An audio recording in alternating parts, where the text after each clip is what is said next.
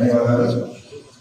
Reverend Reuben mark గారికి, right reverend Reuben mark గారికి, bishop గారికి, రెవరెండ్ విన్స్టన్ గారికి, ప్రభు కిరణ్ గారు, విమల్ కుమార్ గారు, జయానంద్ గారు, శైలేందర్ గారు, శాంతయ్య గారు, సుభాష్ రెడ్డి గారు, పద్మ గారు, తిరుపతి రెడ్డి గారు, and grandchildren of passion Prabhu గారు, ఇక్కడ చేసినటువంటి మా గౌరవ మాస్టర్స్, క్రైస్తవ సోదర సోదరి వాళ్ళందరికీ క్రిస్మస్ శుభాకాంక్షలు తెలియజేస్తా ఉన్నాను.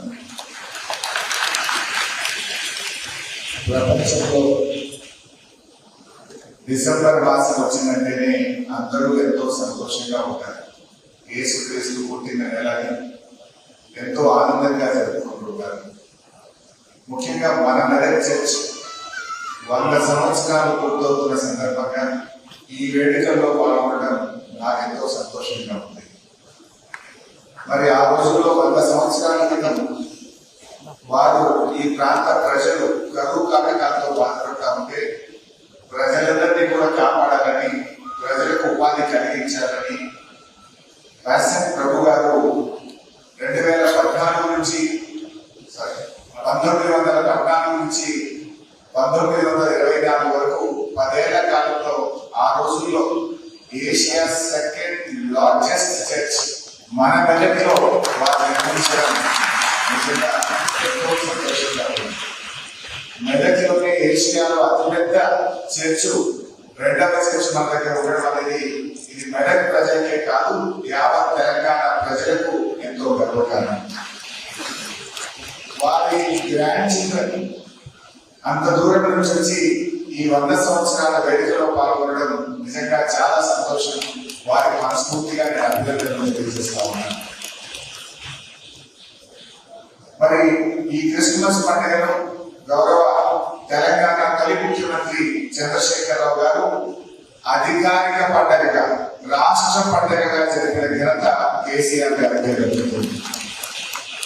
క్రిస్మస్ తర్వాత 2వ రోజు బాక్సింగ్ డే కూడా సెలవు దినంగా ప్రకటించి 2 రోజులు అత్యంత ఘనంగా ఈ పండుగ జరుపుకోవడానికి కేసీఆర్ గారు చేసిన కృషి కూడా మీ అందరికీ తెలుసు. అదేవిధంగా కేసీఆర్ గారు క్రిస్మస్ కానుకలు కూడా ప్రతి సంవత్సరం విధిగా అందించి మా క్రైస్తవ సోదర సోదరి వాళ్ళందరినీ కూడా ఎంతో సంతోషంగా ఉంచారు. మరి మెదక్ చర్చ్ 100 ఏళ్లు పూర్తి చేసుకున్న ఈ శుభ సందర్భంగా అత్యంత ఘనంగా జరుగుతున్న ఈ వేడుకల్లో మాకు పాల్గొనే అవకాశం కల్పించి మమ్మల్ని దీవించినందుకు మా యొక్క హృదయపూర్వక కృతజ్ఞత అభినందనలు, ధన్యవాదాలు తెలియజేస్తున్నాను.